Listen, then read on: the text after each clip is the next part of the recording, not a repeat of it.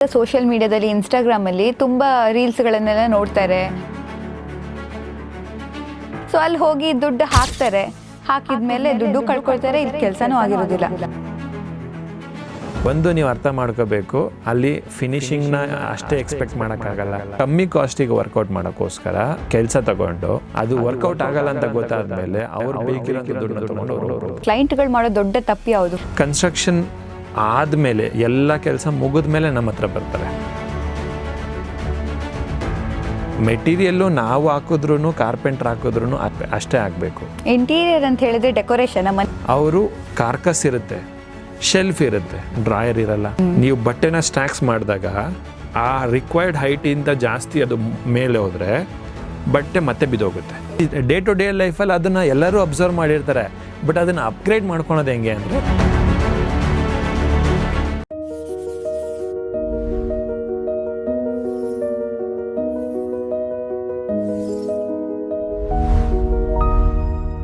Hello everyone, renew interior YouTube ಚಾನಲ್ಗೆ ಸ್ವಾಗತ. ನಾನು ಸಮೀಕ್ಷಾ ಶಿರ್ಲಾಲು. ಇವತ್ತು ನನಗೆ ಇಂಟೀರಿಯರ್ ಬಗ್ಗೆ ಕೆಲವು ಕ್ಯೂರಿಯಾಸಿಟಿ ಇದೆ. ನೋಡಿ, ಮುಂಚಿನ ಕಾಲದಲ್ಲಿ ಹೇಗಿತ್ತು ಅಂದರೆ ಒಂದು ಗೋಡೆ ಕಟ್ಟಿದ್ರೆ ಸಾಕು, ಡಿಸೈನ್ ಎಲ್ಲ ಏನಿಲ್ಲ, ಪ್ಲ್ಯಾನಿಂಗ್ ಎಲ್ಲ ಏನಿಲ್ಲ, ಚೆನ್ನಾಗಿ ಕಾಣಿಸ್ಬೇಕು ಅಂತ ಏನಿಲ್ಲ, ಮನೆ ಅಂತ ಇದ್ದರೆ ಸಾಕು ಅನ್ನೋ ಕಾನ್ಸೆಪ್ಟ್ ಇತ್ತು. ಅದಾದಮೇಲೆ ಬದಲಾವಣೆ ಆಗ್ತಾ ಹೋಯಿತು. ಆ ಬದಲಾವಣೆ ಹೇಗಾಯಿತು ಆ್ಯಂಡ್ ಆ ಬದಲಾವಣೆಗೆ ಜನ ಹೇಗೆ ಅಂದರೆ ನನಗೂ ಲಕ್ಸುರಿ ಫೀಲ್ ಬೇಕು, ನನಗೂ ಚೆನ್ನಾಗಿರುವಂಥ ಮನೆ ಬೇಕು, ನನ್ನ ಮನೆಗೂ ಇಂಟೀರಿಯರ್ ವರ್ಕ್ ಮಾಡಿಸ್ಬೇಕು ಅನ್ನುವಂಥ ಕಾನ್ಸೆಪ್ಟ್ ಹೇಗೆ ಹುಟ್ಕೊಳ್ತು, ಜೊತೆಗೆ ಆ ಕಾನ್ಸೆಪ್ಟ್ ಬಂದ ಮೇಲೆ ಅದರಲ್ಲಿ ಏನೆಲ್ಲ ಬದಲಾವಣೆಗಳಾಯಿತು, ಇದೆಲ್ಲ ಕ್ಯೂರಿಯಾಸಿಟಿ ನನಗಿದೆ. ಆ ಕ್ಯೂರಿಯಾಸಿಟಿಗೆ ಉತ್ತರ ಕೊಡೋದಕ್ಕೆ ರಿನೀವ್ ಇಂಟೀರಿಯರ್ಸ್ನ ಫೌಂಡರ್ ಆಗಿರುವಂತಹ ದಯಾನಂದ್ MD ಇದ್ದಾರೆ. ಅವರನ್ನ ಕಾರ್ಯಕ್ರಮಕ್ಕೆ ಸ್ವಾಗತಿಸೋಣ. ಸರ್ ನಮಸ್ತೆ. ನಮಸ್ತೆ. ಹೇಗಿದ್ದೀರಾ? ನಾನು ಚೆನ್ನಾಗಿದ್ದೀನಿ, ಥ್ಯಾಂಕ್ ಯು. ನೀವು ಹೇಗಿದ್ದೀರಾ? ನಾನಂತೂ ತುಂಬ ಚೆನ್ನಾಗಿದ್ದೀನಿ. ನಿಮ್ಮ ಮನೆಗೆ ಯಾವ ಇಂಟೀರಿಯರ್ಸ್ ವರ್ಕ್ ಮಾಡಿದ್ದೀರಿ? ಡಿಸೈನ್ ಇಟಾಲಿಯನ್ ಅಂತೆ, ಬಾಲಿ ಅಂತೆ, ಬೇರೆ ಬೇರೆ ಡಿಸೈನ್ ಇದೆಯಲ್ಲ. ಸೊ ಎಲ್ಲರ ಮನೆಯಲ್ಲೂ ಅವರವರ ಟೇಸ್ಟ್ಗೆ ಅನುಗುಣವಾಗಿ ಮಾಡ್ಕೊಂಡಿರ್ತೀವಿ. ಸೊ ನನಗೆ ನನ್ನ ಕಂಫರ್ಟ್ ಇಷ್ಟ. ಸೊ ನನಗೆ ಸಿಂಪಲ್ಲಾಗಿ ಎಲಿಗೆಂಟಾಗಿ ಸ್ವಲ್ಪ ಮಾಡ್ರನ್ ಟಚ್ ಕೊಟ್ಟು ನಾನು ನಮ್ಮ ಮನೆಗೆ ಡಿಸೈನ್ ಮಾಡ್ಕೊಂಡಿದ್ದೀನಿ. ಓಕೆ, ಮಾಡ್ಯುಲರ್ ಅಂತನಾ? ಎಸ್ ಕಂಪ್ಲೀಟ್ಲಿ ಮಾಡ್ಯುಲರ್ ಇದೆ. ಸರ್ಟೈನ್ ಥಿಂಗ್ಸ್ ಅದನ್ನು ಮ್ಯಾನ್ಯುಯಲ್ ಆಗಿ ಮಾಡಬೇಕಾಗತ್ತೆ, ಡಿಪೆಂಡ್ಸ್ ಆನ್ ಡಿಸೈನು, ಅದನ್ನು ನಾವು ಮ್ಯಾನ್ಯುಯಲಿ ಮಾಡ್ಕೊಂಡಿದ್ದೀವಿ. But like modular kitchen, modular ಅಂದರೆ ಫ್ಯಾಕ್ಟ್ರಿಲಿ ರೆಡಿಯಾಗಿ ಬರುತ್ತಲ್ಲ, ಅದನ್ನು ಮಾಡ್ಯುಲರ್ ಅಂತಾರೆ.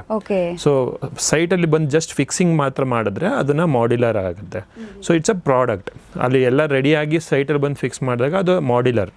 ಸೈಟಲ್ಲೇ ಮಾಡಿದಾಗ ಅದು ಸೈಟ್ ವರ್ಕ್ ಆಗುತ್ತೆ. ಓ ಹಾಗೆ, ಅಷ್ಟೇ ಡಿಫ್ರೆನ್ಸು. ಸೊ ಇದರಲ್ಲಿ ಇಟಾಲಿಯನ್ನು ಆ ಥರ ಏನೂ ಇಲ್ಲ. ಸೊ ಅಲ್ಲಿ ಮೊದಲೆಲ್ಲ ಮೆಷಿನರೀಸ್ ಎಲ್ಲ ಯೂಸ್ ಮಾಡಿ ಅಲ್ಲಿ ಅದೇ ಕಾನ್ಸೆಪ್ಟಲ್ಲಿ ಮಾಡ್ತಿದ್ದಿದ್ದು.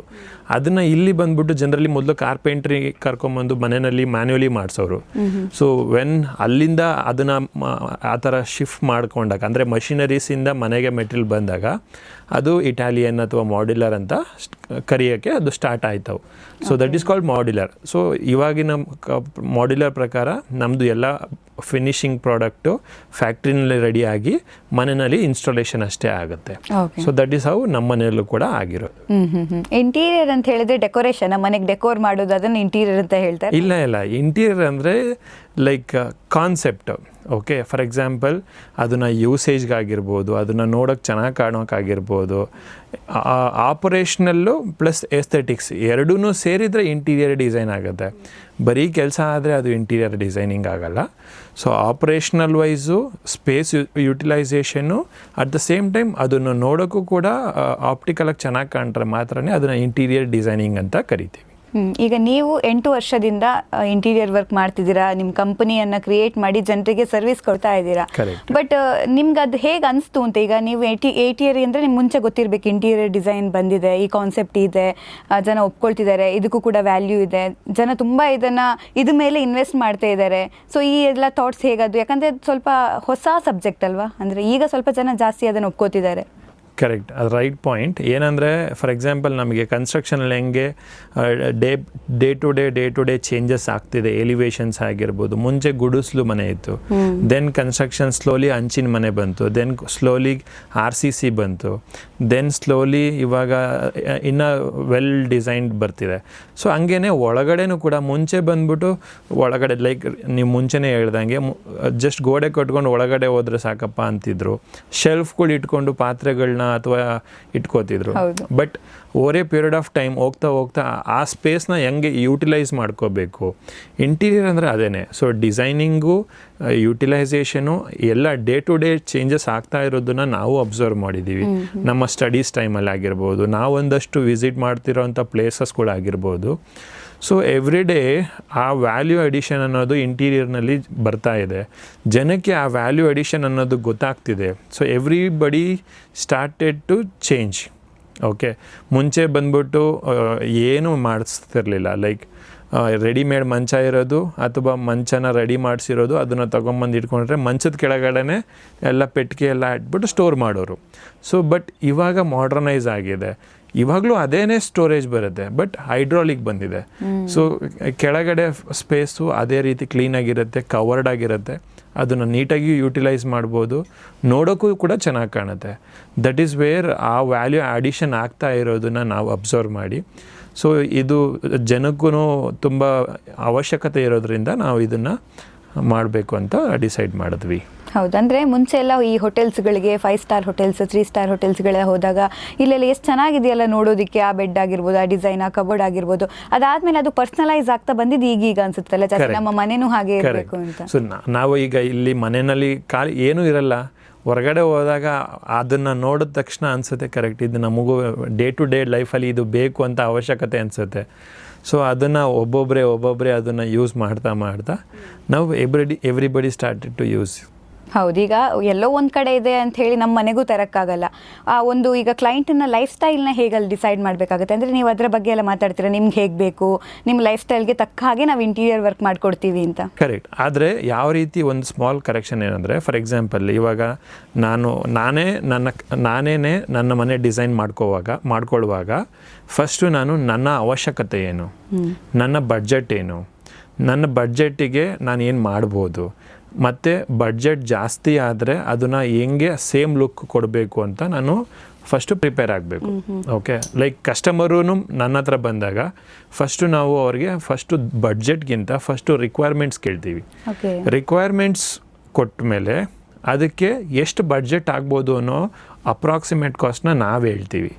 ದೆನ್ ಅವರು ಅದಕ್ಕೆ ರೆಸ್ಪಾಂಡ್ ಮಾಡ್ತಾರೆ, ಇಲ್ಲ ಸರ್ ನಂದು 5 ಲಕ್ಷ ಇದೆ, 1 ಲಕ್ಷ ಇದೆ, 3 ಲಕ್ಷ ಇದೆ ಅಂತ ಅವರು ನನಗೆ ರೆಸ್ಪಾಂಡ್ ಮಾಡಿದಾಗ ನಾವು ಹೇಳ್ತೀವಿ, ಸರ್ ಇಲ್ಲ ಬಡ್ಜೆಟ್ನ ಜಾಸ್ತಿ ಮಾಡ್ಕೋಬೇಕು, ಇಲ್ಲ ಅಂದರೆ ಆ ಬಡ್ಜೆಟ್ಟಿಗೆ ತಕ್ಕನಾಗಿ ನಾವು ಮೆಟೀರಿಯಲಲ್ಲಿ ನಾವು ಅದನ್ನು ಕ್ಲಾಸಿಫೈ ಮಾಡಿ ಅದೇ ರಿಕ್ವೈರ್ಮೆಂಟ್ಸ್ನ ಫುಲ್ಫಿಲ್ ಮಾಡ್ಬೋದು ಅಂತ ನಾವು ಅವ್ರಿಗೆ ಆಪ್ಷನ್ಸ್ ಕೊಡ್ತೀವಿ.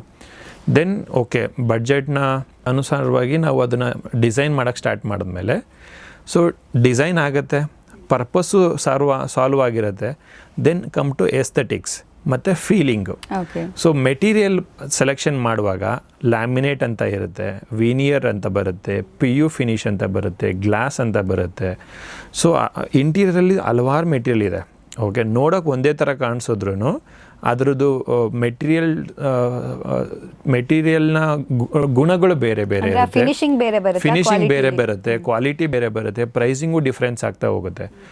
ಜಸ್ಟ್ ಫೋಟೋದಲ್ಲಿ ನೋಡಿದಾಗ ನಿಮಗೆ ಆ ಮೆಟೀರಿಯಲ್ ಅಂತ ಜಡ್ಜ್ ಮಾಡ್ಬೋದು ಅಷ್ಟೇ, ಬಟ್ ಅದು ಆಗಿರಲ್ಲ. ಓಕೆ, ಆ್ಯಂಡ್ ಮೇನ್ ಟೈಮ್ ಎಲ್ಲ ಮೆಟೀರಿಯಲಲ್ಲಿ ಎಲ್ಲ ಡಿಸೈನ್ನ ಅಚೀವ್ ಮಾಡೋಕ್ಕಾಗಲ್ಲ.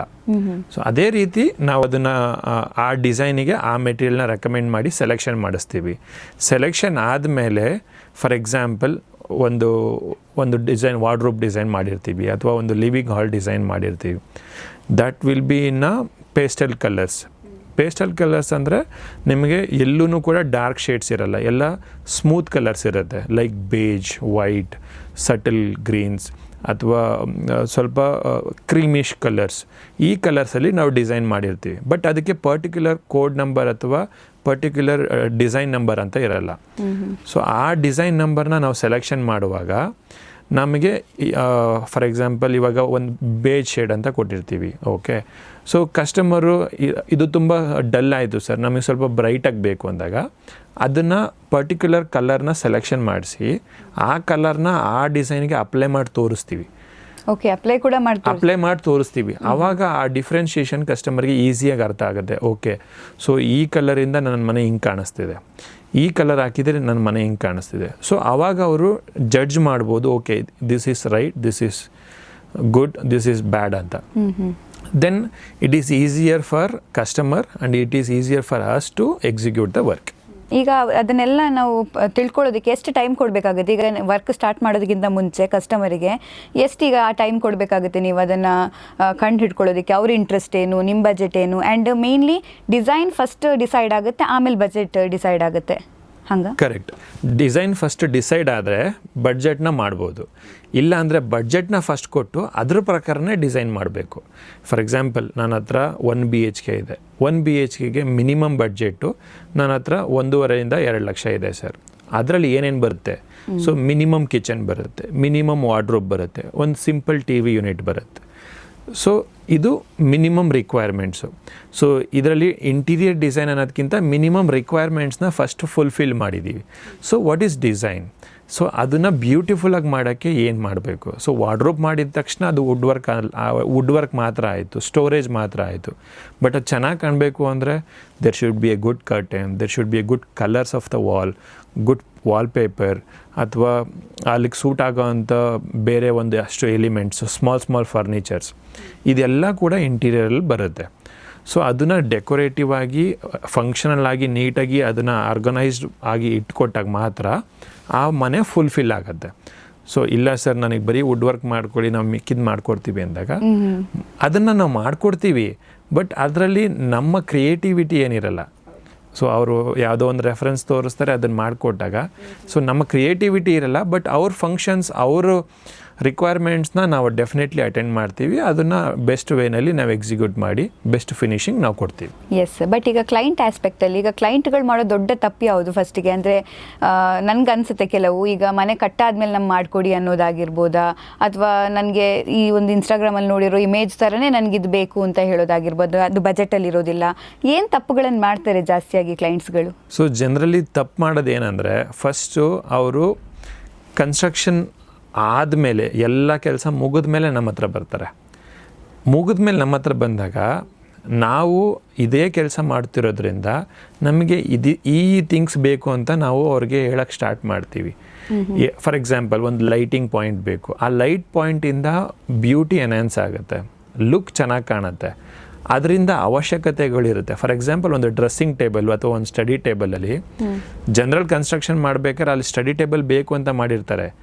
ಆದರೆ ಓವರಾಲ್ ಯೂಸೇಜ್ ಪ್ರಕಾರ ಬಂದಾಗ ಅಲ್ಲಿ ಸ್ಟಡಿ ಟೇಬಲ್ ಕೊಟ್ಟರೆ ವಾಕಬಲ್ ಡಿಸ್ಟೆನ್ಸ್ ಪ್ರಾಬ್ಲಮ್ ಆಗಿರುತ್ತೆ, ಮೂಮೆಂಟ್ ತೊಂದರೆ ಆಗಿರುತ್ತೆ.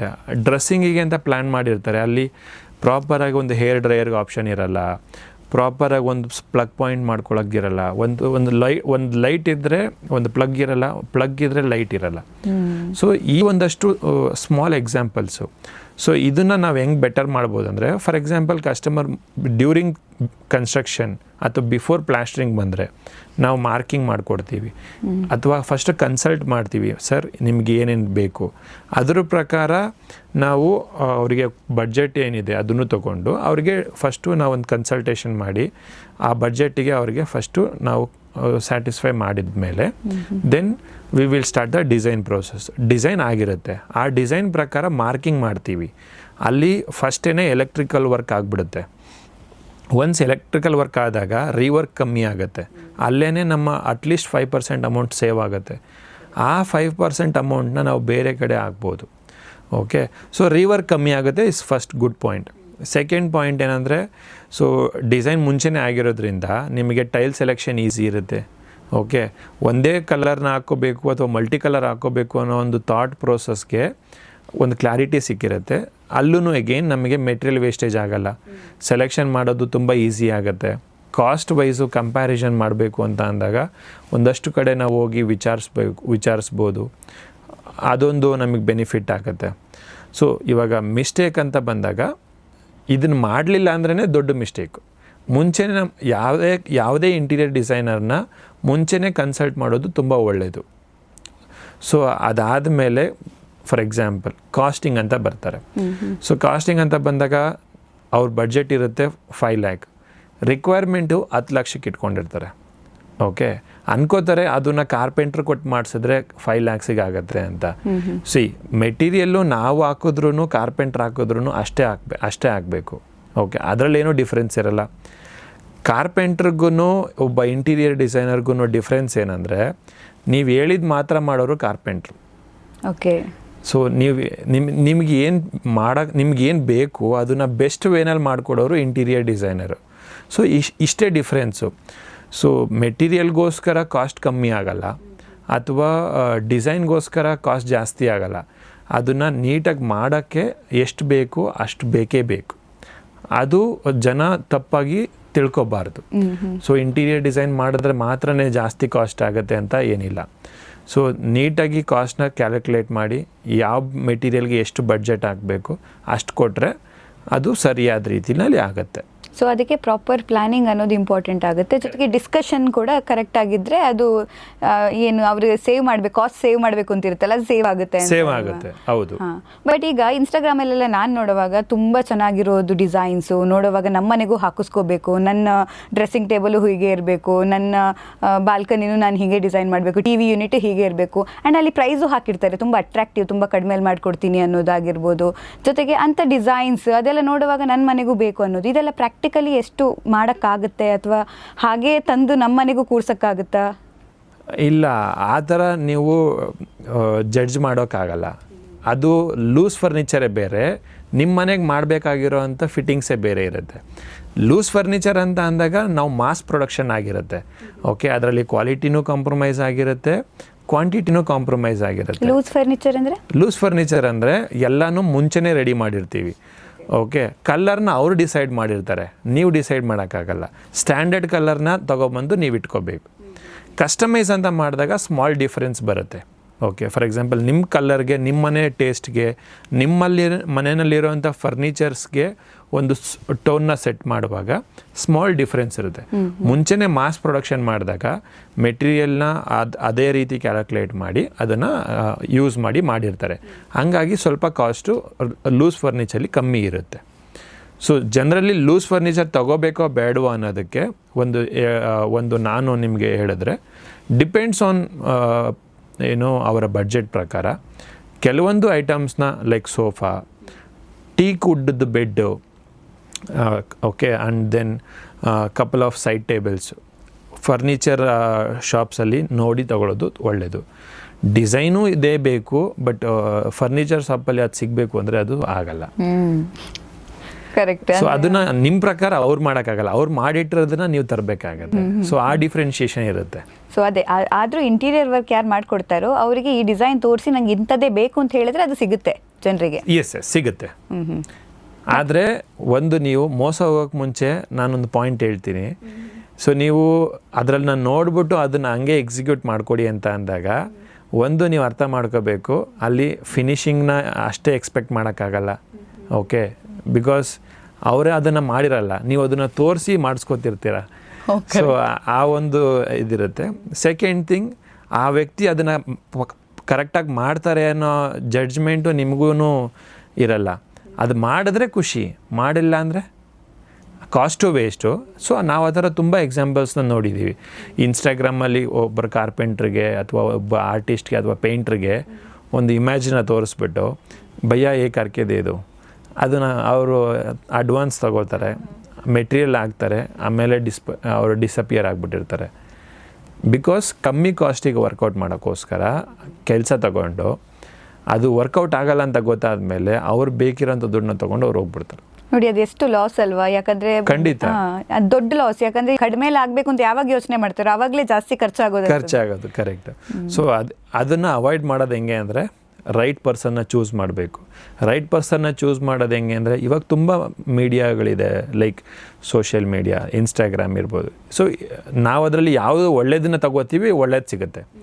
ರೈಟ್ ಪರ್ಸನ್ನ ಚೂಸ್ ಮಾಡಿ ಅವರು ಅದನ್ನು ಮಾಡ್ತಾರೋ ಇಲ್ವೋ ಅನ್ನೋದನ್ನು ಫೀಡ್ಬ್ಯಾಕ್ ನೋಡಿ ಅವ್ರ ಬಗ್ಗೆ ದೆನ್ ಡಿಸಿಷನ್ ತಗೊಳ್ಳೋದು ಒಳ್ಳೆ ಚಾಯ್ಸ್. ಎಸ್.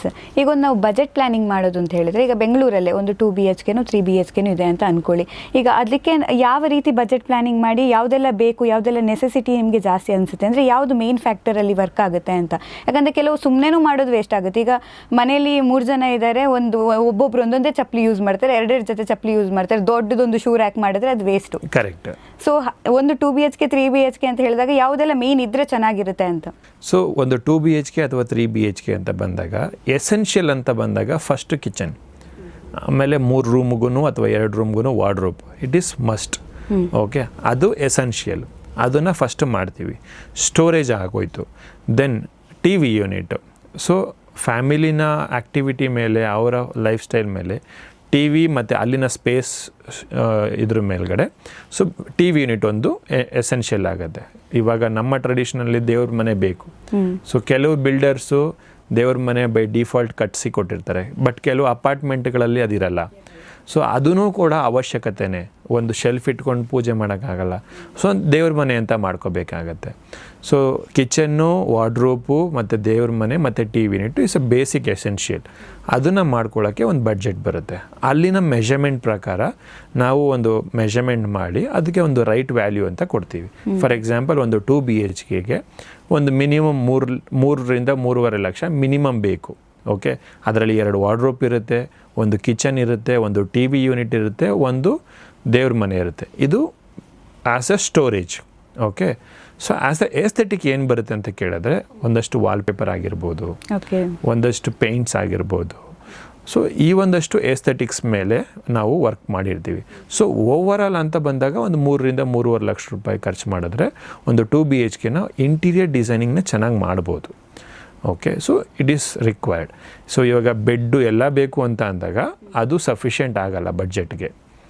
ಸೊ ನಾವು ಆವಾಗ ಸ್ವಲ್ಪ ಬಡ್ಜೆಟ್ನ ಎನ್ಹಾನ್ಸ್ ಮಾಡಬೇಕು. ಓಕೆ, ಅದೆಲ್ಲ ಆ್ಯಡ್ ಆನ್ ಆಗುತ್ತೆ ಅಂತ. ಬಟ್ ನಂಗೆ ಅನ್ಸುತ್ತೆ, ಈಗ ನೋಡಿ, ಗೋಡೆ ಕಟ್ಟೋದಕ್ಕಿಂತಲೂ ಕೂಡ ಇಂಟೀರಿಯರ್ ವರ್ಕಲ್ಲಿ ಈಗ ದೇವ್ರ ಮನೆ ಮಾಡೋದು ಅಂತ ಹೇಳಿದ್ರು ಸ್ಪೇಸ್ ಕೂಡ ಅಲ್ಲಿ ಉಳಿತಾಯ ಆಗುತ್ತೆ ಅಂತ. ಅದು ತುಂಬ ಬೆಸ್ಟ್ ಪಾಯಿಂಟು. ಸೊ ನೀವು ಗೋಡೆ ಕಟ್ಟಿದ್ರೆ ಗೋಡೆ ಕಟ್ಟೋಕ್ಕೆ ಒಂದು ಇಟ್ಟಿಗೆ ಸೈಜು ಮಿನಿಮಮ್ 4 ಇಂಚ್ ಬರುತ್ತೆ. ಅದಕ್ಕೆ ಪ್ಲಾಸ್ಟ್ರಿಂಗ್ ಎಲ್ಲ ಮಾಡಿದಾಗ 6 ಇಂಚ್ ಆಗೋಯ್ತದೆ. ಅದೇ ಪ್ಲೈವುಡ್ 16 mm ಥಿಕ್ನೆಸ್ಸಲ್ಲೇ it work as a wall.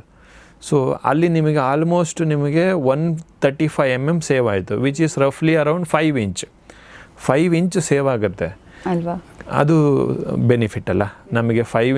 1 square ಫೀಟಿಗೆ ನಾವು ಎಷ್ಟು ದುಡ್ಡು ಕೊಟ್ಟು ತೊಗೊಂಡಿರ್ತೀವಿ ಅಷ್ಟೇ ಥರ ಆ ಒಂದು ಸ್ಪೇಸ್ ಸೇವಿಂಗ್ಸು ಕೂಡ ತುಂಬ ಇಂಪಾರ್ಟೆಂಟ್ ಆಗುತ್ತೆ. ನೀವು ಇದೇ ಮಾತು ಹೇಳುವಾಗ ನಂಗೆ ನೆನಪಾಯಿತು, ಲೋ ಬಜೆಟ್ ಮತ್ತು ಸ್ಮಾರ್ಟ್ ಬಜೆಟ್ ಇದು ಡಿಫ್ರೆನ್ಸ್ ಏನು ಅಂತ. ಈಗ ನೋಡಿ, ಗೋಡೆ ಕಟ್ಟೋದು low budget, maybe interior ವರ್ಕಲ್ಲಿ ಸ್ವಲ್ಪ ಇದು ಮಾಡೋದು ಅದು ಸ್ಮಾರ್ಟ್ ಬಜೆಟ್ ಆಗುತ್ತೆ. ಸೊ ಇದ್ರ ಡಿಫ್ರೆನ್ಸ್ ಏನು? ಬೇರೆ ಯಾವುದಾದ್ರೂ ನಿಮ್ಗೆ ಎಕ್ಸಾಂಪಲ್ ಕೊಟ್ಟು ಹೇಳ್ಬೋದು ಆ್ಯಕ್ಚುಲಿ. ಸೊ ಬೆಸ್ಟ್ ಎಕ್ಸಾಂಪಲ್ ಅಂತ ನಾನು ಹೇಳಿದ್ರೆ, ಫಾರ್ ಎಕ್ಸಾಂಪಲ್ ನಿಮಗೆ ಒಂದು ದೇವ್ರ ಮನೆನೇ ಒಂದು ಬೆಸ್ಟ್ ಎಕ್ಸಾಂಪಲ್ ತಗೋಣ.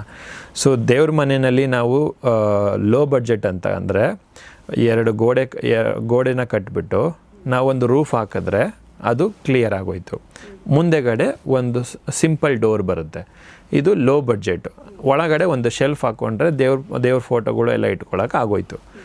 ಅದೇ ಸ್ಮಾರ್ಟ್ ಬಡ್ಜೆಟ್ ಹೆಂಗೆ ಅಂದರೆ, ಅದೇ ಸ್ಪೇಸಲ್ಲಿ ಮಿನಿಮಮ್ ಥಿಕ್ನೆಸ್ ಇರುವಂಥ ಪ್ಲೈವುಡ್ನ, ಒಳ್ಳೆ ಕ್ವಾಲಿಟಿ ಪ್ಲೈವುಡ್ನ ತೊಗೊಂಡು ನಾವು ವಾಲ್ ಕನ್ಸ್ಟ್ರಕ್ಷನ್ ಮಾಡಿಕೊಂಡ್ರೆ ಸ್ಪೇಸ್ ಕನ್ಸಂಪ್ಷನ್ ಕಮ್ಮಿ ಆಯಿತು. ಓಕೆ, ಆ್ಯಂಡ್ ಪರ್ಪಸ್ಸು ಕೂಡ ಸಾಲ್ವ್ ಆಗುತ್ತೆ. ಡಿಸೈನನ್ನು ಇನ್ನೂ ಬೆಟರಾಗಿ ಮಾಡ್ಬೋದು. ಲೈಕ್ ಫಾರ್ ಎಕ್ಸಾಂಪಲ್ ಗೋಡೆ ಕಟ್ಕೊಂಡಾಗ ಏರ್ ವೆಂಟಿಲೇಷನ್ಸ್ ಕಮ್ಮಿ ಇರುತ್ತೆ. ವೆರಾಸ್ ನೀವು ಪ್ಲೈವುಡ್ಡಲ್ಲಿ ಅಥವಾ ಡಿಸೈನ್ ಮಾಡ್ಕೊಂಡಾಗ ಏರ್ ವೆಂಟಿಲೇಷನ್ನ ಬೆಟರಾಗಿ ಪ್ಲ್ಯಾನ್ ಮಾಡ್ಬೋದು, ಹೈಟನ್ನ ಕರೆಕ್ಟಾಗಿ ಪ್ಲ್ಯಾನ್ ಮಾಡ್ಬೋದು, ಡೆಪ್ತನ್ನ ಕರೆಕ್ಟಾಗಿ ಪ್ಲ್ಯಾನ್ ಮಾಡ್ಬೋದು. This is called smart planning. Budget planning ಅಂತ ಬಂದಾಗ ಅಲ್ಲಿ ನೀವು ಗೋಡೆನ ಕಮ್ಮಿ ಕಟ್ಟೋಕೆ ಹೋದರೆ ಅದರಲ್ಲಿ ಸ್ಟ್ರೆಂತ್ ಅಚೀವ್ ಆಗಲ್ಲ. ಸೊ ಒಂದು ಇಟ್ಟಿಗೆ ಏನು ಮಿನಿಮಮ್ ಥಿಕ್ನೆಸ್ ವಿಡ್ತಿರುತ್ತೆ ಅಷ್ಟೂ ಹಾಕಲೇಬೇಕು, ವಿಡ್ತ್ ಎಷ್ಟಿರುತ್ತೆ ಅಷ್ಟನ್ನು ಕಟ್ಟಲೇಬೇಕು. ಆವಾಗ ಅದು ಲೋ ಬಡ್ಜೆಟ್ ಆಗುತ್ತೆ, ಬಟ್ ಸ್ಮಾರ್ಟ್ ಬಡ್ಜೆಟ್ ಆಗಲ್ಲ ಅಥವಾ ಸ್ಮಾರ್ಟ್ ಪ್ಲ್ಯಾನಿಂಗ್ ಆಗಲ್ಲ.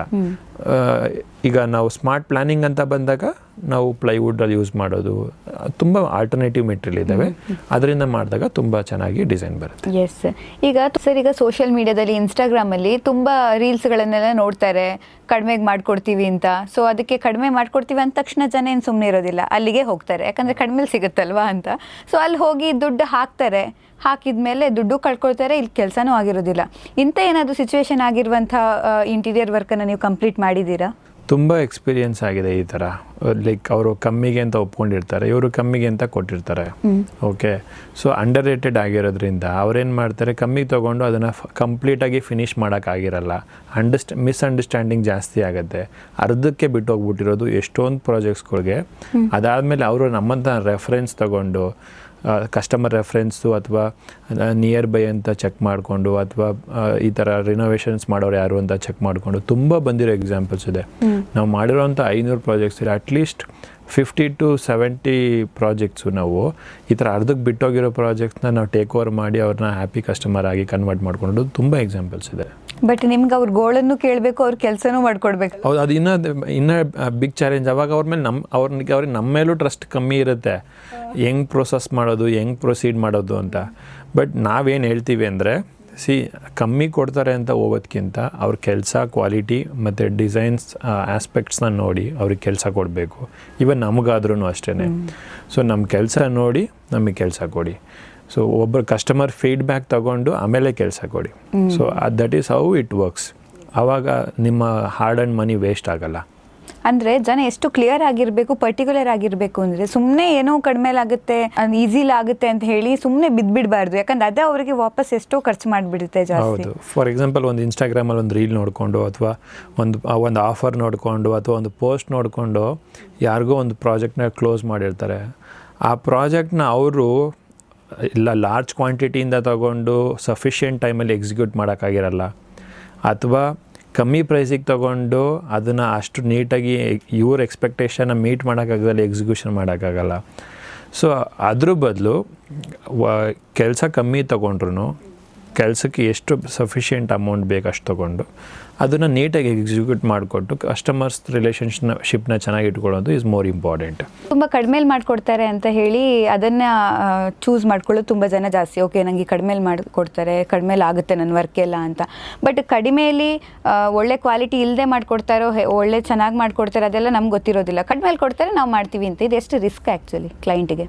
ತುಂಬ ದೊಡ್ಡ ರಿಸ್ಕು. ಕಡಿಮೆ ಮಾಡಿಕೊಡೋರು ಕಡಿಮೆನೇ ಮಾಡೋದು. ಓಕೆ, ಸೊ ಯಾರೂ ಕಡಿಮೆಗೆ ಜಾಸ್ತಿ ಮಾಡಿಕೊಡಲ್ಲ. ಕಡಿಮೆ ಅಂತ ತಗೊಂಡು ಕಡಿಮೆನೇ ಮಾಡ್ತಾರೆ. ಲೈಕ್ ಫಾರ್ ಎಕ್ಸಾಂಪಲ್ ಒಂದು 2 BHKಗೆ ಒಂದು ಇಂಟೀರಿಯರ್ ಮಾಡ್ತೀವಿ. ಫಾರ್ ಎಕ್ಸಾಂಪಲ್ ನಾವು ಒಂದು 3 ಲಕ್ಷದಿಂದ 3.5 ಲಕ್ಷ ಎಸೆನ್ಷಿಯಲ್ಗೆ ಅಂತ ನಾವು ಹೇಳಿದ್ದೀವಿ. ಸೊ ಕೆಲವರು ಏನು ವಾರ್ಡ್ರೂಪ್ ಮಾಡ್ತೀವಿ ಅಂತ ತಗೋತಾರೆ. ನಮ್ಮ ಕಂಪ್ನಿನಲ್ಲಿ ಆಪ್ಷನ್ ಏನಂದರೆ, ಒಳಗಡೆಗೆ ನಿಮಗೆ ಕಂಫರ್ಟಬಲ್ ಆಗಿ ನಾವು ಡಿಸೈನ್ ಮಾಡಿಕೊಡ್ತೀವಿ. Outside design is always about aesthetics. ಒಳಗಡೆ ಕೂಡ ಯೂಸೇಜು ಇಂಪಾರ್ಟೆಂಟ್. ಫಾರ್ ಎಕ್ಸಾಂಪಲ್ ಒಂದು ಒಳಗಡೆ ಕಂಪಾರ್ಟ್ಮೆಂಟ್ನ ಡಿಸೈನ್ ಮಾಡಬೇಕಾದ್ರೆ ನಾವು ಮಾಡೋ ರೀತಿ ಹೆಂಗೆ ಅಂದರೆ, ಕಸ್ಟಮರು ಸ್ಟ್ಯಾಂಡರ್ಡಾಗಿ ಅದನ್ನು ಎಷ್ಟು ನೀಟಾಗಿ ಯೂಸ್ ಮಾಡ್ಬೋದು, ಒಳಗಡೆ ಇರೋ ಜಾಗನ ಫುಲ್ಲು 100% ಯೂಸ್ ಮಾಡೋದು ಹೆಂಗೆ ಅಂತ ನಾವು ಯೋಚನೆ ಮಾಡಿ ಡಿಸೈನ್ ಮಾಡಿ ಅದೇ ಪ್ರಕಾರ ಶೆಲ್ಫ್ ಅಥವಾ ಡ್ರಾಯರ್ಸ್ ಕೊಡ್ತೀವಿ. ಕಮ್ಮಿ ಮಾಡ್ತೀವಿ, ಕಮ್ಮಿ ರೇಟಿಂಗ್ ಮಾಡ್ತೀವಿ ಅಂತ ತಗೋತಾರಲ್ಲ, ಅವರು ಕಾರ್ಕಸ್ ಇರುತ್ತೆ, ಶೆಲ್ಫ್ ಇರುತ್ತೆ, ಡ್ರಾಯರ್ ಇರಲ್ಲ. ನೀವು ಬಟ್ಟೆನ ಸ್ಟ್ಯಾಕ್ಸ್ ಮಾಡಿದಾಗ ಆ ರಿಕ್ವೈರ್ಡ್ ಹೈಟಿಂದ ಜಾಸ್ತಿ ಅದು ಮೇಲೆ ಹೋದರೆ ಬಟ್ಟೆ ಮತ್ತೆ ಬಿದ್ದೋಗುತ್ತೆ. ಸೊ ಇಲ್ಲಿ ನೀವು ಕಡಿಮೆಗೋಸ್ಕರ ಖರ್ಚು ಮಾಡಿ ತಗೊಂಡು ಅಲ್ಲಿ ಪರ್ಪಸ್ಸೇ ಸಾಲ್ವ್ ಆಗ್ತಾಯಿಲ್ಲ. ಸೊ ಅದಕ್ಕೆ ನಾವೇನು ಹೇಳೋದು, ಕಡಿಮೆ ಖರ್ಚು ಮಾಡ್ತಿದ್ದೀವಿ ಅಂತ ಯೋಚನೆ ಮಾಡೋದಕ್ಕಿಂತ ಏನು ಬೇಕೋ ಅದನ್ನು ನೀಟಾಗಿ ಮಾಡಿಸ್ಕೊಳ್ಳೋದು ತುಂಬ ಇಂಪಾರ್ಟೆಂಟ್. ಅಂದರೆ ನೋಡಿ, ಅದೇ ಮೇನ್ ಪಾಯಿಂಟಿಂದ ನನಗನ್ಸುತ್ತೆ. ಒಂದು ದೊಡ್ಡ ಕಬೋರ್ಡ್ ಇದೆ ಅಂತ ಅಂದ್ಕೊಳ್ಳಿ, ಅದರಲ್ಲಿ ಎಷ್ಟು ಚಿಕ್ಕ ಚಿಕ್ಕ ಬಟ್ಟೆಗಳನ್ನು ಇಡಬೇಕು. ಒಂದು ಸ್ಪೇಸ್ ಕೊಟ್ಟಿರ್ತಾರೆ, ಇಷ್ಟು ದೊಡ್ಡ ಸ್ಪೇಸ್, ಅದರಲ್ಲಿ ಹ್ಯಾಂಗರ್ ಹಾಕಿದ್ರು ಆಮೇಲೆ ಸ್ಪೇಸ್ ಉಳಿಯುತ್ತೆ. ಬಟ್ಟೆ ಇಟ್ಟರೆ ಬಿದ್ದೋಗುತ್ತೆ, ಯೂಸ್ ಇಲ್ಲ, ಬಟ್ ಮಾಡಿಸಿದ್ದೀವಿ. ಹೌದು, ಡೇ ಟು ಡೇ ಲೈಫಲ್ಲಿ ಅದನ್ನು ಎಲ್ಲರೂ ಅಬ್ಸರ್ವ್ ಮಾಡಿರ್ತಾರೆ. ಬಟ್ ಅದನ್ನು ಅಪ್ಗ್ರೇಡ್ ಮಾಡ್ಕೊಳೋದು ಹೆಂಗೆ ಅಂದರೆ, ಒಬ್ಬ ರೈಟ್ ಪರ್ಸನ್ನ ಮೀಟ್ ಮಾಡೋದು. ಲೈಕ್ ರೈಟ್ ಪರ್ಸನ್ ಹೆಂಗೆ ಅಂದರೆ, ಒಬ್ಬ ಪ್ರೊಫೆಷ್ನಲ್ ಆಗಿರಬೇಕು. ಒಂದಷ್ಟು ಮನೆಗಳು ಮಾಡಿ ಎಕ್ಸ್ಪೀರಿಯನ್ಸ್ ಇದ್ದಾಗ ಎಲ್ಲ ಕಸ್ಟಮರ್ಸ್ನ ಫೀಡ್ಬ್ಯಾಕ್ ಇರುತ್ತೆ, ನಮ್ಮ ಸ್ವಂತ ಬುದ್ಧಿನೂ ಇರುತ್ತೆ. ಇದನ್ನು ಮಾಡಿದ್ರೆ ನಾವು ಹೆಂಗೆ ಒಳ್ಳೆ ಡಿಸೈನ್ ಅಚೀವ್ ಮಾಡ್ಬೋದು ಅನ್ನೋ ನಾಲೆಡ್ಜ್ ಇರುತ್ತೆ. ಸೊ ನಾವು ಅವಾಗ ಅವ್ರಿಗೆ ಗೈಡ್ ಮಾಡ್ತೀವಿ. ಮೇಡಮ್, ಈ ಥರ ನಿಮಗೆ ಇಷ್ಟೇ ಶೆಲ್ಫ್ ಬೇಕು, ಇಷ್ಟು ಡ್ರಾಯರ್ಸ್ ಬೇಕಾಗ್ಬೋದು. ಸೊ ಈ ಥರ ಮಾಡಿಕೊಂಡ್ರೆ ನಿಮ್ಗೆ ಇಷ್ಟು ಚೆನ್ನಾಗಿ ವರ್ಕಬಿಲಿಟಿ ಆಗುತ್ತೆ. ಸೊ ಇದು ನಿಮ್ಗೆ ಇಷ್ಟು ಕಂಫರ್ಟಬಲಾಗಿ ಯೂಸ್ ಆಗುತ್ತೆ. ಅದನ್ನು ಡೆಪ್ತ್ ಆಗಿರ್ಬೋದು, ವಿಡ್ತ್ ಆಗಿರ್ಬೋದು, ಎಲ್ಲನೂ ನಾವು ಎಜುಕೇಟ್ ಮಾಡ್ತೀವಿ.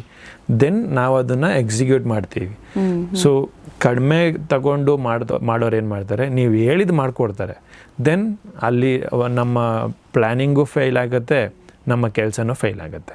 ಎಸ್, ಅಂದರೆ ಈ ಮಾತುಕತೆ ಆಗುವಾಗ ನಂಗೆ ಅನಿಸ್ತು ಇಂಟೀರಿಯರ್ ವರ್ಕ್ ಅಂದರೆ ಅದು ಲಕ್ಸುರಿ ಅಲ್ಲ, ನಮಗೆ ನೀಡ್ ಅದು ಅಂತ. Correct. ಯಾಕಂದರೆ ಒಂದು ಹೇರ್ ಡ್ರೈಯರ್ ಇಟ್ಕೊಳ್ಳೋದಕ್ಕೆ ಎಲ್ಲಾನು ತೊಗೊಂಡೋಗಿ ಒಂದು ಡಬ್ಬದಲ್ಲಿ ಹಾಕ್ಬಿಡ್ತೀವಿ, ಬಟ್ ಇದಕ್ಕೆ ಒಂದು ಸಪ್ರೇಟ್ ಸ್ಪೇಸ್, ಆಮೇಲೆ ನೋಡಿ ಆ ಬಟ್ಟೆಗಳನ್ನು ಇಡೋದಕ್ಕೆ ಸಪ್ರೇಟ್ ಸ್ಪೇಸ್. ನಿಜ ದಿನ ಅದ್ರ ಕಿರಿಕಿರಿ ಇರುತ್ತೆ, ಓ ಬಟ್ಟೆ ಬಿದ್ದೋಯ್ತು ಅದನ್ನ ಎತ್ತಿಡೋದು ಹೆಂಗೆ, ಅದನ್ನೆಲ್ಲ ಹೊರತಾಗಿ ನಿಮ್ಮ ಕಂಫರ್ಟೇಬಲ್ ಲೈಫನ್ನು ಹೇಗೆ ಲೀವ್ ಮಾಡಬೇಕು ನೀವು ಅದಕ್ಕೆ ಬೇಕಾದ ಹಾಗೆ ನೀವು ಅದನ್ನು ವ್ಯವಸ್ಥೆ ಮಾಡ್ಕೊಳ್ಳೋದೇ ಇಂಟೀರಿಯರ್ ವರ್ಕ್. ಸೊ ನಾವು ಮಾತನ್ನು ಚೇಂಜ್ ಮಾಡ್ಬೋದು, ಈಗ ಲಕ್ಸುರಿ ಅಲ್ಲ ಅದು.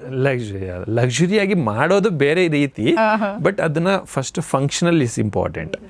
ಮನೆ ಕಟ್ಕೊಳ್ಳೋದು ನಾವು ಫಸ್ಟ್ ಜೀವನ ಮಾಡೋಕ್ಕೆ, ಅದನ್ನು ಚೆನ್ನಾಗಿ ಮಾಡೋದು it's all about luxury. Correct, ಯಾಕಂದರೆ ಲಕ್ಸುರಿಯಾಗಿ ಕಾಣೋ ಥರನೂ ಮಾಡಬಹುದು, ಮೇನ್ ನೀಡ್ ಕೂಡ ಅದರಲ್ಲಿ ಇಂಪಾರ್ಟೆಂಟ್ ಆಗುತ್ತೆ ಅಂತ. ಬಟ್ ಈಗ ನಿಮ್ಮ ಜೊತೆ ಕ್ಲೈಂಟ್ ಎಲ್ಲ ಪ್ಲ್ಯಾನ್ ಎಲ್ಲ ಹೇಳಿರ್ತಾರೆ, ಕೆಲಸನೂ ಶುರು ಮಾಡಿರ್ತೀರಾ, ಡೀಟೇಲ್ ಆಗಿ ಅವ್ರ ಹತ್ರ ಡಿಸ್ಕಷನ್ ಕೂಡ ಮಾಡಿರ್ತೀರಾ, ಹೀಗೆ ಆಗುತ್ತೆ ಹೀಗೀಗ ಬರುತ್ತೆ ಅಂತ.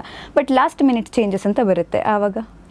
ಸೊ ಲಾಸ್ಟ್ ಮಿನಿಟ್ ಚೇಂಜಸ್ ಅಂತ ಬಂದಾಗ ಅದು ತುಂಬ ಕಮ್ಮಿ, ನಮ್ಮ ಆಫೀಸಲ್ಲಿ ಅದು ತುಂಬ ಕಮ್ಮಿ ಆಗಿರುತ್ತೆ. ಬಿಕಾಸ್ ಅದನ್ನು ತುಂಬ ನೀಟಾಗಿ ಪ್ಲ್ಯಾನ್ ಮಾಡಿ ಸ್ಟ್ರಕ್ಚರ್ ಮಾಡಿ ಅವರಿಗೆ ಎಜುಕೇಟ್ ಮಾಡಿ ಮಾಡಿಸಿರ್ತೀವಿ. ಬಟ್ ಸರ್ಟೈನ್ ಥಿಂಗ್ಸ್ ಲಾಸ್ಟ್ ಮೂಮೆಂಟಲ್ಲಿ ಚೇಂಜ್ ಅಂತ ಬಂದಾಗ ಸೊ ಅದು ತುಂಬ ಅವಶ್ಯಕತೆ ಇದ್ದು ಕಸ್ಟಮರ್ಗೆ ಅದರಿಂದ ತುಂಬ ಯೂಸ್ಫುಲ್ ಆಗುತ್ತೆ ಅಂದರೆ we are happy to do it. Okay, so for example ಒಂದು ಡಿಸೈನೇ ಚೇಂಜ್ ಮಾಡಬೇಕು ಅಂತ ಅಂದಾಗ ಅದನ್ನು ಎಷ್ಟು ನೀಟಾಗಿ ಚೇಂಜ್ ಮಾಡ್ಬೋದು, ಆ ಟ್ರಾನ್ಸ್ಫಾರ್ಮೇಷನಿಂದ ಆ ಸ್ಪೇಸ್ ಎಷ್ಟು ಚೆನ್ನಾಗಿ ಕಾಣುತ್ತೆ is our first priority. Okay, ಕೊನೆಗೆ ಚೇಂಜ್ ಮಾಡಲ್ಲ ಅಂತ ಹೇಳೋದಕ್ಕಿಂತ ಅದನ್ನು ಮಾಡಿದ್ರೆ ಎಷ್ಟು ಯೂಸ್ ಆಗುತ್ತೆ ಈಸ್ ಮೋರ್ ಇಂಪಾರ್ಟೆಂಟ್. ಸೊ ನಾವು ಅದ್ರ ಕಡೆ ಗಮನ ಕೊಡ್ತೀವಿ. ಲಾಸ್ಟ್ ಮೂಮೆಂಟಲ್ಲಿ ಚೇಂಜ್ ಮಾಡಬೇಡಿ ಅಂತ ನಾವು ಯಾರಿಗೂ ಹೇಳಿಲ್ಲ, ಬಟ್ ಅದನ್ನು ಯೂಸ್ ಮಾಡಬೇಕಲ್ಲ. ಫಾರ್ ಎಕ್ಸಾಂಪಲ್ ಪ್ರೊಡಕ್ಷನ್ ರೆಡಿಯಾಗಿ ಬಂದಿರೋ ಪ್ರಾಡಕ್ಟ್ನ ಕಟ್ ಮಾಡಿಬಿಟ್ಟು ಅದನ್ನು ಬೇರೆ ಡಿಸೈನ್ ಮಾಡಿ ಅಂದಾಗ ಪ್ರಾಡಕ್ಟು ವೇಸ್ಟು, ಅದು ಕಸ್ಟಮರ್ಗೂ ಲಾಸು, ನಮಗೂ ಟೈಮ್ ವೇಸ್ಟು. ಅದ್ರ ಬದಲು ಅದನ್ನು ಏನು ಬೆಸ್ಟ್ ವೇನಲ್ಲಿ ಯೂಸ್ ಮಾಡಿದ್ರೆ ಅವರು ಇಷ್ಟಪಡ್ತಿರೋ ಡಿಸೈನ್ನ ಅಚೀವ್ ಮಾಡ್ಬೋದು ಅಥವಾ ಅವ್ರು ಕೇಳ್ತಿರೋಂಥ ರಿಕ್ವೈರ್ಮೆಂಟ್ನ ಫುಲ್ಫಿಲ್ ಮಾಡ್ಬೋದು ಅನ್ನೋದು ಈಸ್ ಅವರ್ ಪ್ರಿಯಾರಿಟಿ. ಎಸ್, ಹಂಗಂದ್ರೆ ಯಾವುದು ಲಾಸ್ಟ್ ಮಿನಿಟ್ ಚೇಂಜಸ್ ಆಗಿದೆ ಆ್ಯಕ್ಚುಲಿ ನಿಮ್ಮ ವರ್ಕಲ್ಲಿ? ಕಪಲ್ ಆಫ್ ಪ್ಲೇಸಸಲ್ಲಿ ಆಗಿದೆ, ಇಲ್ಲ ಅಂತ ಇಲ್ಲ. ಸೊ ಅದು ನಾವು ಫಾರ್ ಎಕ್ಸಾಂಪಲ್ ಒಂದು ರಿನೋವೇಷನ್ ಕೆಲಸ ಮಾಡಿದ್ದೀವಿ. ಸೊ ರಿನೋವೇಷನ್ ಕೆಲಸ ಮಾಡಿದಾಗ ನಾವು ತುಂಬ ಡೀಟೇಲಾಗಿ ಯೋಚನೆ ಮಾಡಿ ಮಾಡ್ತೀವಿ. ಬಿಕಾಸ್ ಮುಂಚೆ ಆಲ್ರೆಡಿ ಮಾಡಿ ಅದನ್ನು ಮಿಸ್ಟೇಕ್ಸ್ ಆಗಿರುತ್ತೆ, ಅದನ್ನು ಚೇಂಜ್ ಮಾಡ್ಕೊಳ್ಳೋಕ್ಕೇ ರಿನೋವೇಷನ್ ಮಾಡಿಸ್ತಿರ್ತಾರೆ. ಸೊ ಆ ಮೂಮೆಂಟಲ್ಲಿ ನಾವು ಫಸ್ಟೇ ಅವರಿಗೆ ಏನೇನು ಬರುತ್ತೆ ಏನೇನು ಬರಲ್ಲ, ಏನು ಬಂದರೆ ಅದು ಯೂಸೇಜ್ ಫ್ರೆಂಡ್ಲಿ ಇರುತ್ತೆ, ಏನು ಬಂದರೆ ಅದು ಮೇಂಟೆನೆನ್ಸ್ ಇರುತ್ತೆ ಅಂತ ಕ್ಲೀನಾಗಿ ಎಕ್ಸ್ಪ್ಲೈನ್ ಮಾಡಿರ್ತೀವಿ. ಫಾರ್ ಎಕ್ಸಾಂಪಲ್ ಒಂದು ಕೌಂಟರ್ ಟಾಪ್ ಒಂದು ಎಕ್ಸಾಂಪಲ್. ಸೊ ಲಾಸ್ಟ್ ಮೂಮೆಂಟಲ್ಲಿ ಚೇಂಜಸ್ ಆಗೋದು ಹೆಂಗೆ ಅಂದರೆ, ಸೊ ನಾವು ಡಿಸೈನಲ್ಲಿ ಪ್ರಪೋಸ್ ಮಾಡಿರ್ತೀವಿ ಒಂದು white counter top. It is called counter ಟಾಪ್ನ ಕ್ವಾಡ್ಸ್ ಅಂತ ಕರಿತೀವಿ. It's a engineering stone. So granite ಕೂಡ natural stone. Granite always darker shades ಇರುತ್ತೆ. ಇಂಜಿನಿಯರಿಂಗ್ ಸ್ಟೋನ್ ಅಂದಾಗ ನಮಗೆ ಯಾವುದೇ ಶೇಡ್ ಬೇಕಾದರೂ ನಾವು ಮಾಡ್ಕೋಬೋದು. ಸೊ ಅವ್ರಿಗೆ ನಾವು ಫಸ್ಟ್ ಎಜುಕೇಟ್ ಮಾಡಿರ್ತೀವಿ ಸೇಯಿಂಗ್ ದಟ್ ಇವಾಗ ಕೌಂಟರ್ ಟಾಪ್ಸ್ ಎಲ್ಲ ಕ್ವಾಡ್ಸ್ ಇಂಜಿನಿಯರಿಂಗ್ ಸ್ಟೋನ್ಸ್ ಎಲ್ಲ ತುಂಬ ಚೆನ್ನಾಗಿ ಬಂದಿದೆ, ಏನೋ ನಿಮಗೆ ಸ್ಟೈನ್ಸ್ ಫ್ರೀ ಇದೆ, ರಸ್ಟ್ ಫ್ರೀ ಇದೆ, ಆಮೇಲೆ ಪೀಲ್ ಆಫ್ ಆಗಲ್ಲ, ತುಂಬ ರಿವ್ಯೂಸ್ ಇದೆ ಅದ್ರ ಬಗ್ಗೆ. ಸೊ ಆ ಒಂದಷ್ಟು ಎಜುಕೇಷನ್ನ ನಾವು ಆಲ್ರೆಡಿ ಮಾಡಿರ್ತೀವಿ. ಬಟ್ ಕೆಲವರು ರಿಲೇಟಿವ್ಸು ಫ್ರೆಂಡ್ಸ್ನ ಮಾತು ಕೇಳ್ಬಿಟ್ಟು ಕೊನೆ ಮೂಮೆಂಟಲ್ಲಿ ದಯಾನಂದ್ ಬೇಡ, ದಯಾನಂದ್ ನಮಗೆ ಗ್ರನೇಟ್ ಯಾಕೆ ಕೊಡಿ ಅಂತಾರೆ.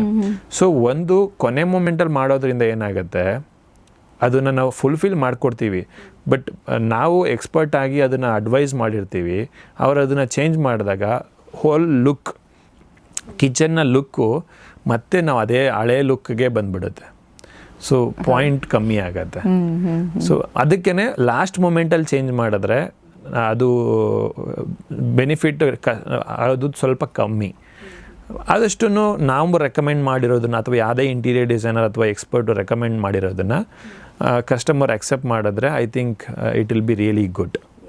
ಬಟ್ ನನಗೊಂದು ಕ್ಯೂರಿಯಾಸಿಟಿ, ಈಗ ನೀವು ಹೋಗಿರ್ತೀರಾ ಕ್ಲೈಂಟ್ ಮನೆಗೆ, ಡಿಸ್ಕಷನ್ ಮಾಡ್ತಿರ್ತೀರಾ, ಗಂಡನ ಒಪಿನಿಯನ್ ಬೇರೆ ಇರುತ್ತೆ, ಹೆಂಡತಿ ಒಪಿನಿಯನ್ ಬೇರೆ ಇರುತ್ತೆ, ಮಕ್ಳು ಇನ್ನೊಂದು ಹೇಳ್ತಾರೆ, ಆಮೇಲೆ ಅಲ್ಲಿಂದ ಯಾರಾದ್ರು ಫ್ಯಾಮಿಲಿ ಏನಾದ್ರು ಗೆಟ್ ಟುಗೆದರ್ ಆಗಿದ್ರೆ ಅವ್ರದ್ದೊಂದು 100 ಒಪಿನಿಯನ್, ಆ್ಯಂಡ್ ನೀವೇನೋ ಕೆಲಸ ಮಾಡ್ತಿರ್ತೀರಾ ಬಂದುಬಿಡ್ತೀರಾ, ಓ ಇದು ಚೆನ್ನಾಗಿಲ್ಲ, ಇದೊಂದು ಸ್ವಲ್ಪ ಬೇರೆ ಮಾಡಿದ್ರೆ ಚೆನ್ನಾಗಿರುತ್ತೆ ಅನ್ನೋ ಒಪಿನಿಯನ್. ಇಂಥದ್ದೆಲ್ಲ ಮಾತುಗಳು ಆಮೇಲೆ ಒಪಿನಿಯನ್ಸನ್ನು ಹೇಗೆ ಫೇಸ್ ಮಾಡಿದ್ರಿ ಅಂತ?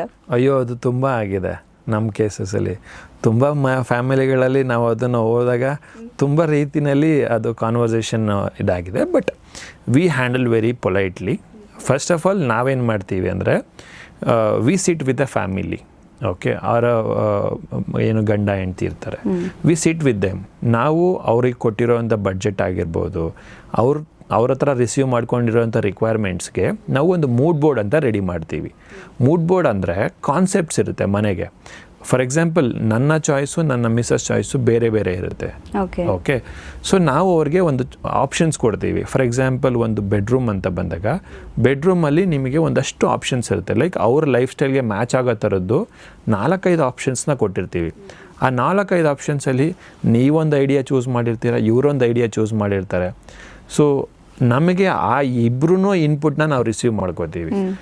ಆಮೇಲೆ ನಾವು ಡಿಸೈನ್ ಮಾಡ್ತೀವಿ ಅದನ್ನು. ಸೊ ನಾವು Pinterestಲ್ಲಿ ಅಥವಾ ಗೂಗಲಲ್ಲಿ ಕಾಪಿ ಪೇಸ್ಟ್ ಮಾಡೋ ಕೆಲಸ ಅಲ್ಲ. ನಮ್ಮ ಕೆಲಸ ಏನಂದರೆ, ನೀವು ನಿಮ್ಮ ಟೇಸ್ಟ್ ಏನದನ್ನು ಅರ್ಥ ಮಾಡಿಕೊಂಡು ಅದಕ್ಕೆ ನಮ್ಮ ಕಡೆಯಿಂದ ಇನ್ಪುಟ್ಸ್ ಕೊಟ್ಟು ಅದನ್ನು ನಿಮ್ಮ ಸ್ಪೇಸಿಗೆ ಡಿಸೈನ್ ಮಾಡೋದೇ ನಮ್ಮ ಕೆಲಸ. ಸೊ ಮೋಸ್ಟ್ ಆಫ್ ದ ಕೇಸಸಲ್ಲಿ ನಾವು ಮೂಡ್ ಬೋರ್ಡ್ ಪ್ರೆಸೆಂಟೇಷನ್ ಕೊಟ್ಟು ಡಿಸೈನ್ ಮಾಡಿರೋದು ಯಾವುದು ಫೇಲ್ ಆಗಿಲ್ಲ. ಸೋ ಫಾರ್ ಯಾವುದು ಫೇಲ್ ಆಗಿಲ್ಲ. ಕಲರ್ ಪ್ಯಾಲೆಟಲ್ಸ್ ಚೇಂಜಸ್ ಆಗೋದು ಇಟ್ಸ್ ಕಾಮನ್ ಥಿಂಗ್.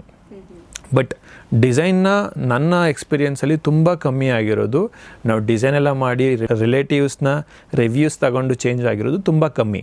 ಬಟ್ ನಾನು ಇದನ್ನು ಡ್ಯೂರಿಂಗ್ ಮೈ ಕರಿಯರ್ ಸ್ಟಾರ್ಟ್ ಮಾಡಿದಾಗಲೇ ಫೇಸ್ ಮಾಡಿರೋದಕ್ಕೆ ನಾವು ಅದನ್ನು ತುಂಬ ನೀಟಾಗಿ ಪ್ಲ್ಯಾನ್ ಮಾಡಿದ್ದೀವಿ. ನಮ್ಮ ಆರ್ಗನೈಸೇಷನಲ್ಲಿ ಅದು ತುಂಬ ಕ್ಲೀನಾಗಿದೆ. ಲೈಕ್ ಫಾರ್ ಎಕ್ಸಾಂಪಲ್, ನಾವು ಆ ಫ್ಯಾಮಿಲಿ ಅವ್ರ ಮೆಂಬರ್ ಜೊತೆ ಕೂತ್ಕೊಂಡು ಅವ್ರ ಲೈಫ್ ಸ್ಟೈಲ್ನ ಅರ್ಥ ಮಾಡಿಕೊಂಡು, ಅವ್ರಿಗೆ ಯಾವ ಕಲರ್ಸ್ ಥೀಮ್ ಇಷ್ಟ ಅದನ್ನು ಅರ್ಥ ಮಾಡಿಕೊಂಡು, ಯಾವ್ಯಾವ ಎಲಿಮೆಂಟ್ಸ್ನ ಆ್ಯಡ್ ಮಾಡಿದ್ರೆ ಅವ್ರಿಗೆ ಇಷ್ಟ ಆಗುತ್ತೆ ಅನ್ನೋದನ್ನು ಅರ್ಥ ಮಾಡಿಕೊಂಡೇ ಡಿಸೈನ್ ಮಾಡಿರ್ತೀವಿ. ಸೊ ಇಲ್ಲಿ ಅವರು ಬೇರೆಯವ್ರ ಹತ್ರ ಫೀಡ್ಬ್ಯಾಕ್ ಕೇಳೋ ಥರ ಸೀನ್ ಕಮ್ಮಿ. ಸೊ ನಾವು ಅದಕ್ಕೆ ಅರ್ಥ ಮಾಡಿಕೊಂಡು 3D 2D ಎಲ್ಲ ಕೊಟ್ಟು ಅವ್ರಿಗೆ ಎಜುಕೇಟ್ ಮಾಡಿ it will be A complete package. ನಾವೇನು ಒಂದು Pinterestಲ್ಲಿ ಡೌನ್ಲೋಡ್ ಮಾಡಿರೋ ಇಮೇಜ್ನಲ್ಲಿ ಎಕ್ಸಿಕ್ಯೂಷನ್ ಮಾಡಲ್ಲ. So we design it. So ಆವಾಗ ಕಸ್ಟಮರ್ ಸ್ಯಾಟಿಸ್ಫ್ಯಾಕ್ಷನ್ ಜಾಸ್ತಿ ಇರುತ್ತೆ. ಆ ಥರ ಚೇಂಜಸ್ ಆಗಿರೋದು ನಮ್ಮ ಕರಿಯರಲ್ಲಿ ತುಂಬ ಕಮ್ಮಿ. ಬಟ್ ಎಸ್, ಅದು ತುಂಬ ಆಗಿರೋ ಚಾನ್ಸಸ್ ಜಾಸ್ತಿನೂ ಇದೆ ಬೇರೆಯವ್ರ ಹತ್ರ. ಅಂದರೆ ನೀವು ಡಿಸೈನ್ ಬಗ್ಗೆನೂ ಕಾನ್ಸಂಟ್ರೇಷನ್ ಮಾಡಬೇಕು, ಇವ್ರ ಮೂಡ್ ಸ್ವಿಂಗ್ಸನ್ನು ಕಾನ್ಸಂಟ್ರೇಷನ್ ಮಾಡಬೇಕು ತಾನೆ. ಹೌದು, ಅದು ಜಾಸ್ತಿ ಆಗುತ್ತೆ. ಸೊ ಅದು ಆದಷ್ಟು ಮಾಡೋದು ಕಮ್ಮಿ ಮಾಡಬೇಕು. ಫಾರ್ ಎಕ್ಸಾಂಪಲ್, ನಿಮ್ಮ ಲೈಫ್ ಸ್ಟೈಲ್ನ ನೀವು ವ್ಯಾಲ್ಯೂ ಮಾಡಬೇಕು, ನೀವು ಅದಕ್ಕೆ ಫೀಡ್ಬ್ಯಾಕ್ ಕೊಡಬೇಕು. ನಾವು ಬೇರೆಯವ್ರ ಹತ್ರ feedback, everybody's mind set is different. So ಅವರು ಫೀಡ್ಬ್ಯಾಕ್ ತೊಗೊಂಡಾಗ ಅದಕ್ಕೇನು ಚೇಂಜ್ ಆಗುತ್ತೆ. ಸೊ ಅದಕ್ಕೆ ನಾವು ನಿಮ್ಮನ್ನು ವ್ಯಾಲ್ಯೂ ಮಾಡ್ತೀವಿ. ನಿಮಗೆ ರಿಕ್ವೈರ್ಮೆಂಟ್ ಏನಿರುತ್ತೆ ಅದನ್ನು ಅಂಡರ್ಸ್ಟ್ಯಾಂಡ್ ಮಾಡಿಕೊಂಡು ಅದಕ್ಕೆ ಡಿಸೈನ್ ಮಾಡ್ತೀವಿ. ಎಲ್ಲರದ್ದು ಅರ್ಥ ಮಾಡ್ಕೊಳ್ಳೋಕೆ ಹೋದಾಗ ಎಲ್ಲರನ್ನೂ ಕರಿಬೇಕಾಗತ್ತೆ. ಸೊ ಅದಕ್ಕೆ ನಾವು ಫ್ಯಾಮಿಲಿಗೆ ಮೆಂಬರ್ಸ್ಗೆ ನಾವು ಟೈಮ್ ಕೊಡ್ತೀವಿ. ಅವ್ರು ಏನಿಷ್ಟ ಅದನ್ನು ಅರ್ಥ ಮಾಡಿಕೊಂಡು ಅವ್ರಿಗೊಂದು ಮೂಡ್ ಬೋರ್ಡ್ ಅಂತ ನಾವು ಒಂದು ಟೆಕ್ನಿಕಲ್ ಟರ್ಮಿಂದ ಕರಿತೀವಿ, ಒಂದು ಪ್ರೆಸೆಂಟೇಷನ್ ಮಾಡಿ ಅದನ್ನು ನೀಟಾಗಿ ಅವರಿಗೆ ಸಬ್ಮಿಟ್ ಮಾಡಿ ಅದರಲ್ಲಿ ಬರೋವಂಥ ಇನ್ಪುಟ್ನ ರಿಸೀವ್ ಮಾಡಿಕೊಂಡು ನಾವು ಅವ್ರಿಗೆ ಒಳ್ಳೆ ಡಿಸೈನ್ನ ಮಾಡಿಕೊಡ್ತೀವಿ. ಓಕೆ, ಹಾಗಾದರೆ ಒಬ್ಬ ಹೋಮ್ ಓನರ್ ಒಂದು ಇಂಟೀರಿಯರ್ ಕಂಪ್ನಿನ ಫೈನಲೈಸ್ ಮಾಡುವಾಗ ಯಾವುದೆಲ್ಲ ವಿಷಯನ ತಲೆ ಇಟ್ಕೋಬೇಕು? ಸೊ ಫಸ್ಟ್ ಥಿಂಗ್, ಇನ್ಸ್ಟಾಗ್ರಾಮ್ ಅಥವಾ ಗೂಗಲಲ್ಲಿ ಅಥವಾ ನಾವೇನು ಫೀಡ್ ನೋಡ್ತೀವಿ ಅದನ್ನು ನೋಡಿಕೊಂಡು ನಮ್ಮ ಮನೆ ಹಿಂಗೆ ಬರುತ್ತೆ ಅನ್ನೋದನ್ನು ಫಸ್ಟ್ ಪಾಯಿಂಟ್ನಲ್ಲಿ ಮೈಂಡಲ್ಲಿ ಇಟ್ಕೋಬಾರ್ದು. ಸೆಕೆಂಡ್, ಸೊ ಈಗ ಒಂದು ಎಕ್ಸಾಂಪಲ್ ಹೇಳ್ತೀನಿ. ಒಂದು ಫಾಲ್ ಸೀಲಿಂಗಲ್ಲಿ ಮುಂಚೆನೇ ಬಿಲ್ಡಿಂಗ್ ಕನ್ಸ್ಟ್ರಕ್ಷನ್ ಮಾಡಬೇಕಾದ್ರೇ ಕಾಂಕ್ರೀಟಲ್ಲೇ ಬಿಟ್ಬಿಡ್ತಾರೆ. ಕಾಂಕ್ರೀಟಲ್ಲೇ ಪೆರಿಫೆರಲ್ ಡಿಸೈನ್ನ ಮಾಡಿಬಿಟ್ಟು ಅಲ್ಲೇನೆ ಸ್ಪಾಟ್ಲೈಟ್ ಹಾಕ್ಬಿಡ್ತಾರೆ, ರೌಂಡ್ ರೌಂಡ್. ಸೊ ಅದೆಲ್ಲ ತುಂಬ ಹಳೇದಾಗೋಯ್ತು. ಸೊ ಅದರಿಂದ ಅಪ್ಗ್ರೇಡ್ ಆಗಬೇಕು. ಅಲ್ಲಿ ಆ್ಯಕ್ಚುಲಿ ಖರ್ಚು ಜಾಸ್ತಿ. ನಿಮಗೆ ಬಾರ್ ಬೆಂಡಿಂಗ್ ಮಾಡಬೇಕು, ಸೆಂಟ್ರಿಂಗ್ ಮಾಡಬೇಕು, ಪ್ಲಾಸ್ಟ್ರಿಂಗ್ ಮಾಡಬೇಕು, ಆ ಶೇಪ್ ಮೇಂಟೈನ್ ಮಾಡಬೇಕು. ಮತ್ತು ನಾಳೆ ದಿನ ಅದು ಬೇಡ ಅನ್ಸಿದ್ರೆ ಅದು ತೆಗಿಯೋಕ್ಕಾಗಲ್ಲ. ವೆರಾಸ್ POP ಫಾಲ್ ಸೀಲಿಂಗ್ ತುಂಬ ಅಫೋರ್ಡಬಲ್ ಪ್ರೈಸಸಲ್ಲಿ ನೀಟಾಗಿ ಮಾಡ್ಬೋದು. ಸೊ ಜನ ಅದಕ್ಕೂ ಹೋಗ್ಬೋದು. ಕಮಿಂಗ್ ಟು ಕಿಚನ್, ಮೈಂಡ್ಸೆಟ್ಟಲ್ಲಿ ಏನಿರುತ್ತೆ, ನನಗೆ ಸ್ಟೋರೇಜ್ ಬೇಕು, ಕಿಚನ್ ತುಂಬ ಚೆನ್ನಾಗಿ ಕಾಣಬೇಕು. ಇಟ್ಸ್ ಎವ್ರಿಬಡಿ ಮನೆಯಲ್ಲಿ ಬೇರೆ ಯಾವುದೋ ಒಂದು ಥಿಂಗ್ಸ್ನ ಕಾಂಪ್ರಮೈಸ್ ಆದ್ರೂ ಕಿಚನನ್ನು ಯಾವತ್ತೂ ಕಾಂಪ್ರಮೈಸ್ ಆಗಬಾರ್ದು. ಸೊ ಅಲ್ಲಿಗೆ ಏನು ಬೇಕು ಅನ್ನೋದನ್ನು ಕಂಪ್ಲೀಟ್ಲಿ ನೀಟಾಗಿ ಒಂದೇ ಸಲ ಮಾಡಿಸ್ಬೇಕು. ಅದನ್ನು ಎಜುಕೇಷನ್ ಅಂದರೆ ಲೈಕ್ ಅರ್ಥ ಮಾಡಿಕೊಂಡು ಅವ್ರ ರಿಕ್ವೈರ್ಮೆಂಟು, ಅವ್ರ ಸ್ಟೋರೇಜು, ಅವರು ಫುಲ್ಫಿಲ್ಮೆಂಟ್ನ ಎಲ್ಲ ಮಾಡಿ ಒಂದು 3D ಮಾಡಿಸ್ಕೊಂಡು ಆ ಕಿಚನ್ ಎಷ್ಟು ಚೆನ್ನಾಗಿ ಕಾಣಿಸ್ತಿದೆ ಅಂತ ಎಲ್ಲ ನೋಡಿ ದೆನ್ ಅವರು ಅದನ್ನು ಎಕ್ಸಿಕ್ಯೂಷನ್ ಮಾಡೋದು ತುಂಬ ಒಳ್ಳೆಯದು. ಸೊ 3D ಡಿಸೈನ್ ಮಾಡಿಕೊಟ್ಟು ಅವ್ರು ಅದನ್ನೆಲ್ಲ ಪ್ಲ್ಯಾನಿಂಗ್ ಕರೆಕ್ಟಾಗಿ ತಿಳ್ಕೊಬೇಕಾ ಯಾವ ಕಂಪ್ನಿಗೆ ಅವ್ರು ಹೋಗ್ತಾರೆ ಆ ಕಂಪ್ನಿ ಕಡೆ ಅಂತ ಇದೆಲ್ಲ ಅವ್ರು ಮುಂಚೆನೆ ಪಡ್ಕೊಂಡಿರ್ಬೇಕು. ಮುಂಚೆನೆ ಮಾಡ್ಕೋಬೇಕು. ಓಕೆ, ಈ ನಾಲೆಜ್ ಎಲ್ಲ ಸಿಕ್ಕಿದ್ರೆ ಅವರಿಗೆ ಓಕೆ ನನಗೆ ಹೆಂಗೆ ಬೇಕು ಕರೆಕ್ಟ್, ಮಿಸ್ಟೇಕ್ಸ್ ಕಮ್ಮಿ ಆಗುತ್ತೆ, ಆಮೇಲೆ ಫ್ಯೂಚರಲ್ಲಿ ಪ್ರಾಬ್ಲಮ್ ಆಗಲ್ಲ.